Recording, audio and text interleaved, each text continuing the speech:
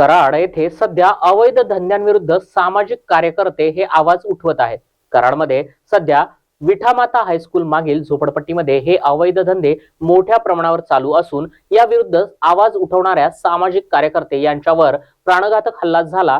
खरं तर हा शाळेचा एक सिक्वेन्स झोन पडतो, तरी येथे अमोल कांबळे, अमित कांबळे आणि गणेश कांबळे यांनी या परिसरामध्ये अवैध धंद्यांचा धुडगूस मांडला आहे। विठामाता झोपडपट्टीमध्ये गांजा, ताडी, तीन पाणी जुगार चालू ठेवणं आणि तिथल्या कष्टकरी कामगारांना त्याची सवय लावून त्यांच्याकडून हप्ते घेणं हे या त्रिकुटानं काम राजरोसपणे चालू केलंय। तरी देखील पोलीस प्रशासन आणि राज्य उत्पादन शुल्क यांच्यावर कठोर कारवाई करणार का, आता हे पाहणं आवश्यक आहे की त्यांच्याकडून हप्ता घेऊन हा प्रकार चालूच ठेवून जनतेला कायमस्वरूपी नाहक त्रास देणाऱ्या या त्रिकुटाला असेच सोडणार आणि हा विषय आता गांभीर्याचा बनलेला आहे।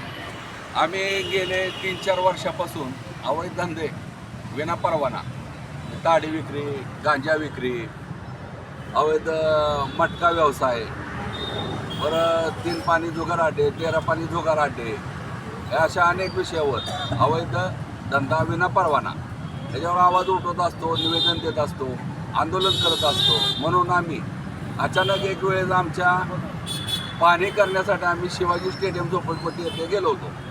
गेल्यानंतर तिथं एक व्यक्ती गांजा विक्री करतो, जुगार अड्डे चालवतो, परत ताडी विक्री करतो, म्हणजे केमिकल पावडर मिसळून ताडी विक्री करून तिथले जी गोरगरीब झोपडपट्टीत राहणारे कष्टकरी गोरगरीब काबाड कष्ट करून पैसा कमवणाऱ्या लोकांना तो ताडीचं व्यसनाधीन बनवतो, जुगार अड्डे चालवतो। नंतर ते तक्ता आहे एक प्रकारे चिमणी पाखरं म्हणून गेम असते, त्याच्यावर 10 रुपयाला 90 रुपये देऊन एक प्रकारे तो भर चौकात साईबाबा मंदिर समोरच विठामाता शाळेजवळ भीतीला लागूनच तो चिट्ट्याचं जुगार काढला जातो।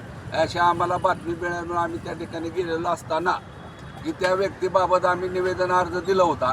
तो राग मनात धरून तिथल्या एका व्यक्तीनं, म्हणजे याच्यावर माझी NC पण दाखल आहे, त्या व्यक्तीवर पोलीस स्टेशनला NC देखील दाखवला आहे, पण पोलीस प्रशासनानं त्याच्यावर गुन्हा काय दाखल केलेला नाही। त्याच्यामुळं मला त्यानं तू माझ्या विरुद्ध निवेदन का देतो, माझ्या धंदा का बंद पाडतो काय ह्याच्याविषयी त्यानं मला मारहाण केलेली आहे। आणि मला इथून पुढं देखील त्याच्यापासून माझ्या जीविताला धोका निर्माण होऊ शकतो, यासाठी मी पोलीस प्रशासनाला, मुख्यमंत्री, गृहमंत्री, कोल्हापूरचे IG, SP, कलेक्टर, प्रांताधिकारी, तहसीलदार, DYSP, कराड शहर पोलीस सर्वांना मी निवेदन अर्ज दिलेले आहे, ऑलरेडी दिलेले आहे। तरी देखील जो आहे की नाही, एक प्रकारे झोपडपट्टी दादा, सटरपटर दादा, झोपडपट्टी सटरपटर दादा गुंड म्हणून तिथल्या लोकांना दहशतीखाली ठेवतो, तिथल्या गोरगरीब जनतेला दम देऊन खंडणी गोळा करतो, अवैध धंदे चालवतो।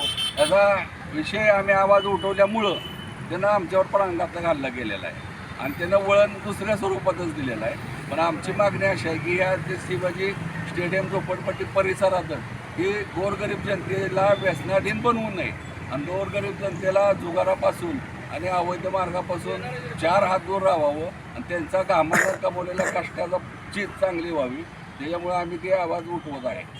आपल्याला त्याचं नाव कळेल का पूर्ण? अमोल कांबळे त्याचं नाव आहे, त्याचे भाऊ अमित कांबळे आणि गणेश कांबळे। आणि राहणार चाफळ का? राहणार चाफळ? नाही, शिवाजी स्टेडियम झोपडपट्टी कराड। ओके। आणि त्याला सपोर्ट देणारे देखील 7-8 जण आहेत। नमस्कार, मी हेमंत पाटील, मी आहे संवाद मराठी चॅनेलमधून सातारावरून आलेलो आहे। कराडमध्ये आत्ता पण आहोत। इथे मरण होते स्वस्त, कराडमध्ये मरण होते स्वस्त ह्याच्या विरुद्ध कराडमध्ये आत्ता अवैध धंद्याविरुद्ध मटका, ताडी, अफीम, गांजा वरद एक माणूस जर लढाई देत असेल आणि त्याच्यावर असे हल्ले होत असतील तर पोलीस प्रशासन करते काय, एक्साईज ऑफिस करते काय, त्यांच्या मागे कुणाचे हात आहेत, वरदहस्त आहेत, हे लगेच पोलीस प्रशासनाने हुडकून काढावे आणि सामान्य जनतेला डील द्यावी आणि ह्या माणसांना लवकर न्याय द्यावा हीच विनंती। हेमंत पाटील, संवाद मराठीसाठी, कराड।